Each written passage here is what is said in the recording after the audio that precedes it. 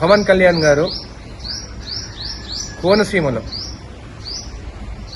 చెట్లు చచ్చిపోయినాయి తెలంగాణ వాళ్ళ దిష్టి వల్లనే అని చెప్పి చెప్పడం జరిగింది. ఇంకా అది కూడా కాకుండా కోనసీమ వల్లనే తెలంగాణ వచ్చింది, డివైడ్ అయిందని చెప్పి కూడా చెప్పడం జరిగింది.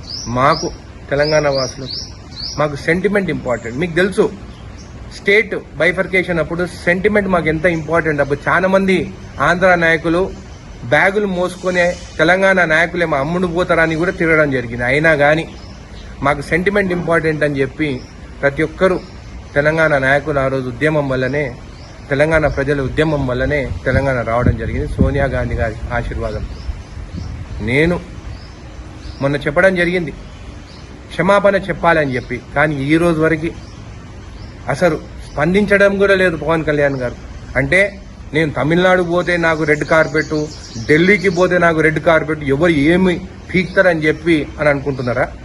నేను ఈరోజు జడ్చర్ల నియోజకవర్గం ఎమ్మెల్యేగా చెప్తున్నాను, నీ సినిమా నాకు వేరే ఎమ్మెల్యేల గురించి అయితే నాకు తెలియదు, సెంటిమెంట్ ఉన్నట్టు అయితే ఖచ్చితంగా దీని గురించి స్పందిస్తారు. జడ్చర్ల మాత్రం నీ సినిమా ఆడదు. నేను జడ్చర్ల ప్రజలకు చెప్తున్నాను, మొన్న కూడా చెప్పినాను, నేను కూడా పవన్ కళ్యాణ్ ఫ్యాన్ అని చెప్పి, కానీ నాకు sentiment important, Telangana sentiment important. నాకు జడ్చర్ల యువకుడు కూడా చెప్తున్నాను, మనని నరదిష్టి అని రాక్షసులతో పోల్చడం మాత్రము కరెక్ట్ కాదు. ఆయన క్షమాపణ చెప్పాల్సిందే. నేను కోమటిరెడ్డి వెంకటరెడ్డి గారు కూడా మాట్లాడడం జరిగింది, అన్న మనం కూడా మీరు కూడా అసెంబ్లీలో చెప్పడం జరిగింది టికెట్ రేట్లు పెంచను అని చెప్పి, కానీ పెంచినారు. అందుకే చునకంగా చూస్తున్నారు వాళ్ళు, ఆంధ్ర వాళ్ళు మన పైన. మీరు నిన్న చెప్పినట్టు టికెట్ రేట్లు పెంచొద్దు. యాజ్ అ సినిమాటోగ్రఫీ మినిస్టర్గా నేను రిక్వెస్ట్ చేస్తున్నాను మిమ్మల్ని. మొన్న సీఎం రేవంత్ రెడ్డి గారు చెప్పినారు జూబ్లీహిల్స్ ఎలక్షన్లో రేటు పెంచాలంటే 20% కార్మికులకి వాళ్ళకందరికీ ఆ ప్రాఫిట్ షేరింగ్ చేయాలని చెప్పేసి ఖచ్చితంగా ఆ జియో రిలీజ్ చేయండి. ముందు సినిమా మాత్రం పవన్ కళ్యాణ్ సినిమా మాత్రము నా జడ్చలలో ఆడదు. తెలంగాణ ప్రజలకి క్షమాపణ చెప్పాల్సిందే. వేరే ఎమ్మెల్యేని కూడా నేను చెప్తున్నాను, ఇది మన సెంటిమెంట్ విషయం. ఇది ఇంత చీప్గా మనం చూస్తే మనం ఊరుకునేది లేదని చెప్పి కూడా మీకు తెలియజేస్తున్నాం.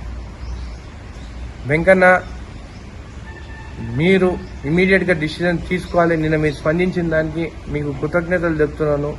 అదేవిధంగా మా పిసిసి ప్రెసిడెంట్కి, మా ఎంపీ చామల కిరణ్ గారికి, మా మినిస్టర్స్కి, వాకిటి శ్రీహరి గారికి, పొన్నం ప్రభాకర్ అన్న గారికి, ఎమ్మెల్సీ బాలమూరి వెంకట్ గారికి, ఖచ్చితంగా ప్రతి కాన్స్టిట్యున్సీలో కూడా ప్రతి ఎమ్మెల్యే కూడా మీరు మన సెంటిమెంట్ కోసము మీరు మాట్లాడాల్సిందిగా నేను కోరుతున్నాను.